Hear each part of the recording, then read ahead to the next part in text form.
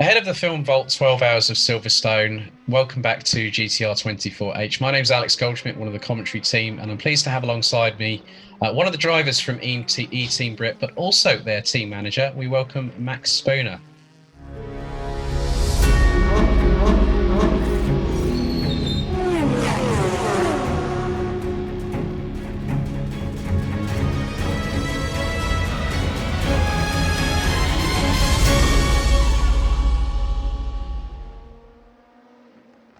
Hi, Max. How are you?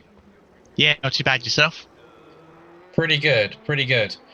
So firstly, wanted to sort of go back in history a little bit here and talk about the genesis of eTeam Brit deciding to enter GTR 24H.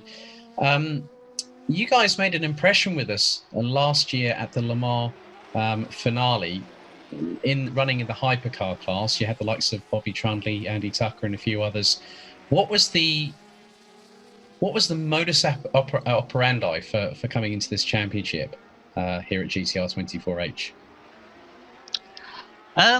It was something that had always been on the radar for myself personally, but also our boss at Team Brit, Dave Player. So he'd seen this big event that happened in Denmark and thought, I want to be in that.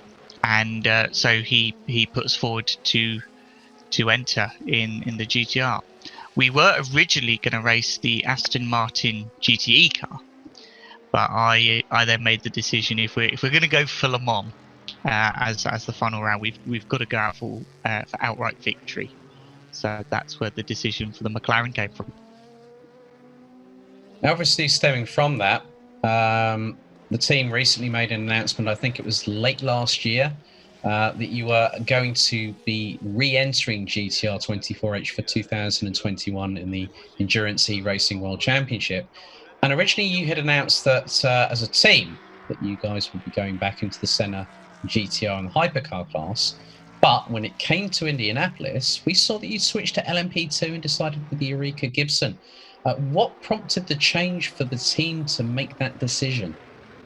I think part of the reason we made that decision was when we were looking at doing it over a full championship, we thought, right, we need to spend some time trying to establish what car we want to spend the whole season in. This wasn't all of a sudden a one-off event. This was the championship campaign, and so we gave every car almost like an audition. So we tried every car, tried various setup changes before we finalized that we all preferred the LMP2. So from there we then looked into the P2 further and sort of developed from there. Really, it's a car we all enjoy driving, which I think when you're racing a car for so many hours, that's very important. But it was just a car we all just felt comfortable in. The Senna, while it was quick, it was difficult to drive, especially on the limit. I think whereas with Bobby he could extract the most from the car, I think some of the other drivers, including myself, we weren't quite on that level. And once we tried the P2, that gap closed up a little. I think also as well with the more competitive P2 class, bigger grid, we just felt that we would be in for more of a showing and more competition than if we stuck with the Sennas at the time. I think that's a very, very valid point there, Max. Obviously, eTeam Brit in the Eureka, you had your struggles, let's be completely honest, most notably with the first pit stop when Matt Webb handed over to Sandro Ballesteros, and then obviously point of view was an issue for Sandro, the computer froze, and then you guys were in the pits for quite a long time, but between yourself, Sandro, also Matt Webb and Stuart Ross French, who were the quartet for the 12 hours of Indianapolis, you still managed to, at the end of it all, okay, you finished outside of the points in terms of the finishing order, finishing down just behind B32 Racing, but still to complete the entire race, you still got a point for your troubles. How much of an achievement was it, and what was the debrief like between the team? Because obviously there were a lot of changes in the driver lineup. obviously with Bradley Brockies and Andy Turner, due to obviously what's been happening. People have been infected with COVID-19, and that was no exception for eTeam Brit. Yeah, so Bradley was unfortunate to be caught in that situation. So it was very much a last minute thing. We were like, because at the time it was me and Sandro, and we thought this isn't going to work. We needed and a couple of pairs of hands to help steer the ship, as it were. Fortunately, Matt and Stuart both stepped up to the plate. Stuart, we know from racing in our own GT Challenge, and Matt Webb, who came with the backing of one of our partners, Simply Race. So we knew we had two very capable pairs of hands that I could trust, handing over the wheel to, with our car, because we're very, very precious of who we let drive them. So, but yeah, no, they did a cracking job. Matt was really good with educating Sandra as well, particularly with some of the car dynamics. And both of them just kept a level head as well, which really helped. I think when things went wrong, Sandra was unfortunate. There was this strange glitch. You just couldn't see in the car, and so we were trying to come out, and then I tried to get in, and then that wasn't working, and eventually we found the way to get Sandro in the car, but we lost about 20-25 minutes, which put us about 20 laps down. And so for the rest of the race, it was just a case of playing catch up. In the debrief, it was very much a case of looking back on what could have been. I think sixth place was certainly on the cards that day, looking at the sort of performance we put in, because other than that, we pretty much ran an almost faultless race, bar a couple of little things here and there. So I think if we had just sort of like strung it all together, I think sixth place would have been on the cards. But you know what, we go to Silverstone, a circuit we know. We've got more data on the car now, so we'll just go there. We'll develop the car over the next couple of weeks just to try and find some speed, and then hopefully iron out those mistakes, and we'll go again. Obviously, that would mean that we're going to have a bit of a revised lineup for eTeam Brit, I would imagine. Is that correct?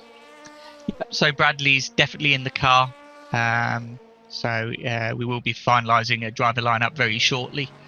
But certainly me, Sandro, and Bradley will certainly be there.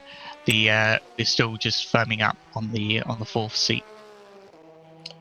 And obviously, just tell us a bit of about some of the team members that you got. Obviously, Sandro and Bradley and yourself. I think you're all on the autistic spectrum, if memory serves me correctly. But you, very much like the parent team Brit, is about being on a level playing field, and you're looking to make that ultimate impact of going against able-bodied competitors in the sim racing world, and hopefully through eTeam Brit's forays that people such as Sandro and Bradley can graduate to the parent team and go real life racing, and that just really shows how big the ethos from team boss and founder Dave Player really comes across with you guys, and it's a real pleasure to have you on the grid as well, I must admit.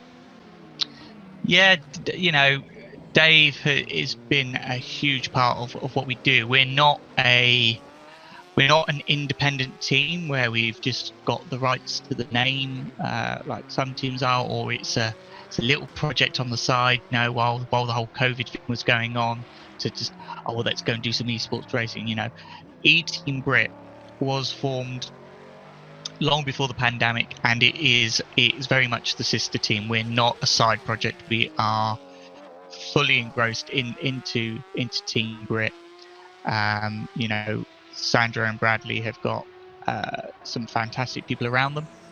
We all have got fantastic people around us, not just from the perspective of doing the sim racing, but things such as PR through our marketing as well as the team, and also having Bobby and Andy who race with Team Brit as well, being out there to mentor the drivers, not just Bradley and Sandro, but other drivers coming up through the ranks as well, who I'm sure everybody will see very soon.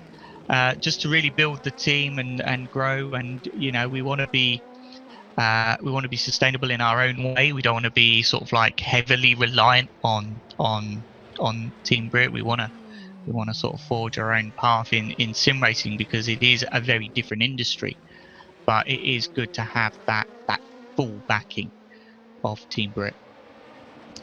Well, Max, we look forward to hearing what your lineup's going to be looking like for the Film Vault 12 Hours of Silverstone. Thank you very much for talking to us here on GTR 24H. Thanks for having me.